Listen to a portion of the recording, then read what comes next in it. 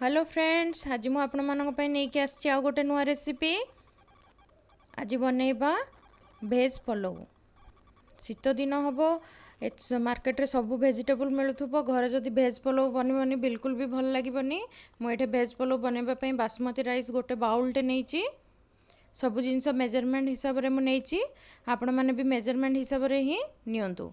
गोटे बाउल नै जाइची मु एठे बासमती राइस। मु आको भल से धोई देबी। ता ऊपर किसी कोटिंग वगैरह चाउलर जो थाउची से गुड़ा को भल से बाहरी जीवो। देखंतु एठू केमिति व्हाइट व्हाइट पानी जाक बाहरिला। मु सेडा को फोपाड़ी देबी। फोपाड़ी देकी 2-3 थर भल से धोइला परे मु एठा आउ टिके पानी नै कि भिजे की चाउल को हाफ एन आवर पे रखिदेली। एठे मु सब वेजिटेबल नै जाइची पलव पई। फूलकोबी, कैप्सिकम, पियाज, टमाटो, आलू, बीट, गाजर, बीन्स, कंचा लंका, दही, मटर आ किछि धनिया पत्र, पुदीना पत्र। मसला पकेबा पई मु एठे नै जाइची अदा रसुण पेस्ट 2 चम्मच। साहा जीरा मु एठे नै जाइची हाफ टेबल स्पून। आपण जदि चाहिबे नॉर्मल जीरा भी नै परिबे।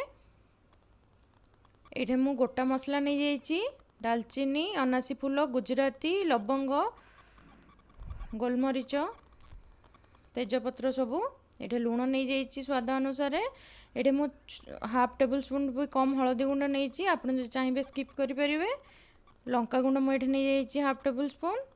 आठे बिरियानी मसला नहीं जाइए 1 टेबल स्पून। आप चाहिए ताहले बिरियानी मसला स्किप करें। गरम मसला बिरियानी मसला जगह दे पारे। मत टे भल लगे बिरियानी मसलाटा पलव रे, से मुझे दिए। ये चॉपिंग बोर्ड नहीं गले सब वेजिटेबल जाक चॉप करदबा। ये मु हाथ रे एमती भांगी दौची फूलकोबी जाक। कहीं जदि बेसी बड़ पाखुड़ा होइथिबो फूलकोबीर ताहले ही काटिबे। आपनको जदि लागिबो ना एटा चलिबो ताहले काटिबेनी, नहले बेसी गोली होइजिबो फूलकोबीटा भल लागिबोनी। एठे गाजर, आलू आउ बीट जो आमे रखीचे सब जाक पील आउट करदबा।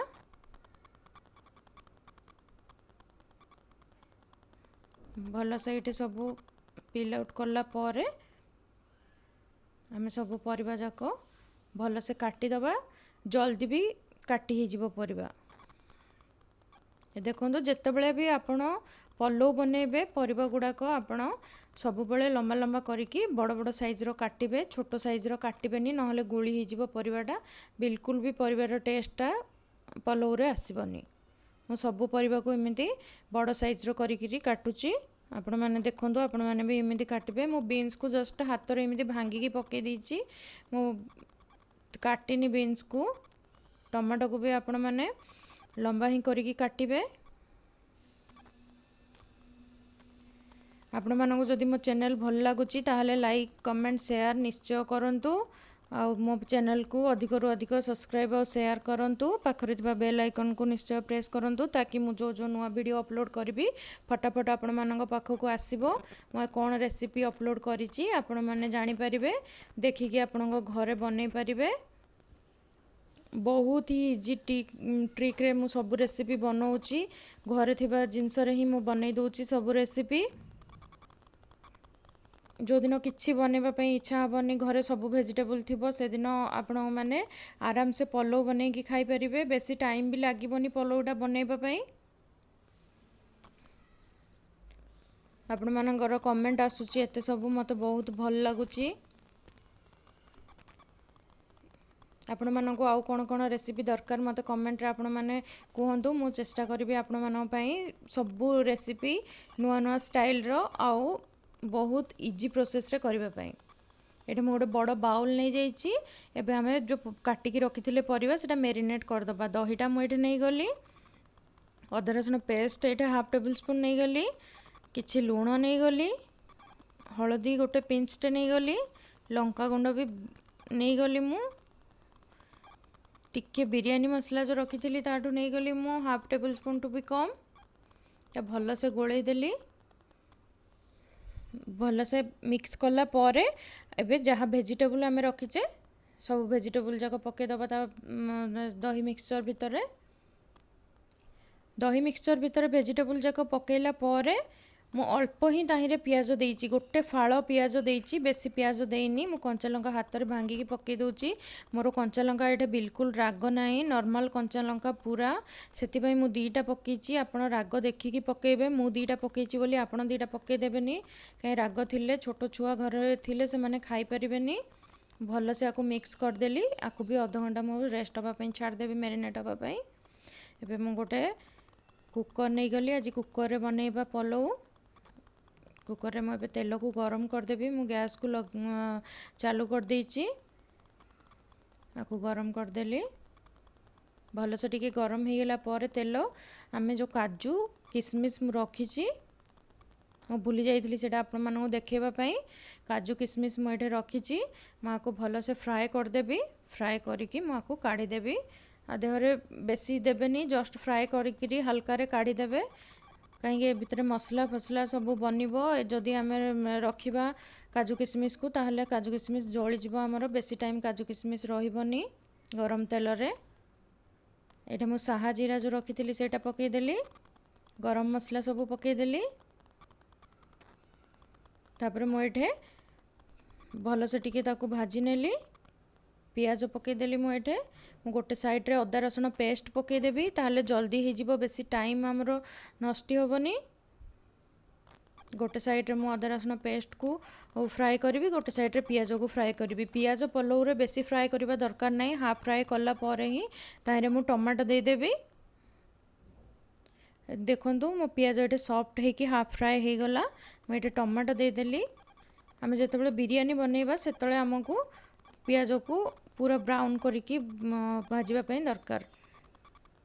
ଟମାଟୋ ଦେଇଦେଲି ଏଠି, ଫିର୍ ଧନିଆ ପୁଦିନା ପତ୍ର କିଛି ଦେଇଦେଲି, ହଳଦୀ ଗୁଣ୍ଡ, ଲଙ୍କାଗୁଣ୍ଡ, ଲୁଣ, ବିରିୟାନୀ ମସଲା ଯାହା ରଖିଥିଲି ସବୁ ମୁଁ ଦେଇଦେଲି ଏଠି। ଆକୁ ଭଲସେ ଟିକେ ଫ୍ରାଏ କରିବା, କଲା ପରେ ଯେଉଁ ଭେଜିଟେବୁଲଟା ମ୍ୟାରିନେଟ୍ କରି ରଖିଥିଲେ ସେ ଭେଜିଟେବୁଲଟା ଦେଇଦେବା। ଏଇଟା ବେଶୀ ଖଟା ଦହି ନେବେନି, ମୁଁ ନର୍ମାଲ ଖଟା ଦହି ନେଇଛି, କାଲି ମୁଁ ରାତିରେ ଦହି ବନେଇଥିଲି ସେ ଦହିଟା ହିଁ ନେଇଯାଇଛି। ଏଇଠି ମଟରଟାକୁ ଦେବା।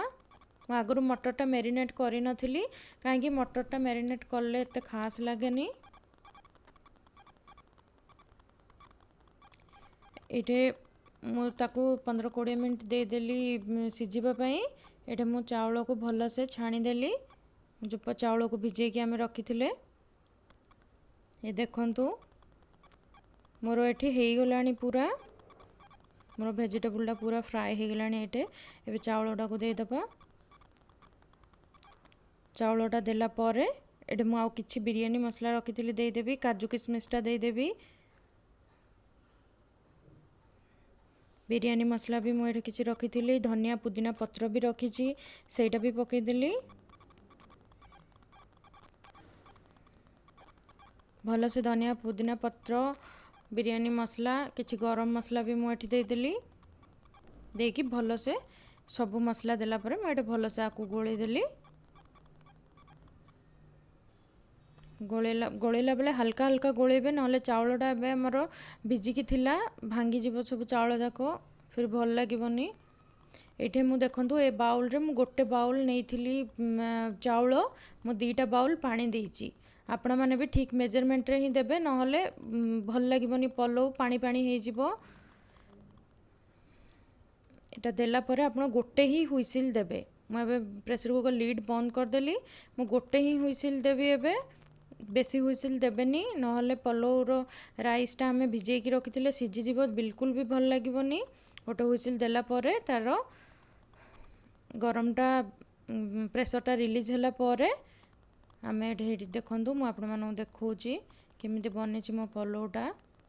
ବହୁତ ସୁନ୍ଦର ଦେଖାଯାଉଛି ପଲଉଟା। ଦେଖନ୍ତୁ ମୋର ଏଇଟା ଫୁଲକୋବି ବି ବିଲକୁଲ ମିଳିନି, କୌଣସି ପରିବା ବି ମୋର ବେଶୀ ସିଝିନି, ଯେତିକି ଦରକାର ସେତିକି ହିଁ ସିଝିଛି। ଏଇଟା ମୁଁ ସର୍ଭ କରିକି ଆପଣମାନଙ୍କୁ ଦେଖାଉଛି, ଦେଖନ୍ତୁ ଏତେ ବଢ଼ିଆ ବାସ୍ନା ହେଉଛି, ଆପଣମାନେ ବିଶ୍ୱାସ କରିପାରିବେନି। ଘରେ ବନାନ୍ତୁ, ବନେଇକି ଖାଆନ୍ତୁ, ଖାଇକି କମେଣ୍ଟରେ ନିଶ୍ଚୟ ଆପଣମାନଙ୍କର ଏକ୍ସପିରିଏନ୍ସ ମୋ ସାଙ୍ଗରେ ସେୟାର କରନ୍ତୁ। ଆଉ ଆପଣମାନେ କମେଣ୍ଟରେ ନିଶ୍ଚୟ କୁହନ୍ତୁ ଯେ କେମିତି ମୋ ପ୍ରୋସେସ୍ରେ କେମିତି ବନିଥିଲା ଆପଣମାନଙ୍କର ଭେଜ୍ ବିରିୟାନୀଟା। ଭେଜ୍ ପଲଉଟା ବିରିୟାନୀ ପଲଉ ଅଲଗା ଅଲଗା ସବୁ, କିନ୍ତୁ ବିରିୟାନୀ ମସଲା ମୁଁ ଏଇଠି ପକେଇଛି ତ କହିଦେଲି ଆପଣମାନଙ୍କୁ ବିରିୟାନୀ। ପୁଣି ଦେଖା ହେବା ଆଉ ଗୋଟେ ନୂଆ ରେସିପି ନୂଆ ଭିଡ଼ିଓରେ।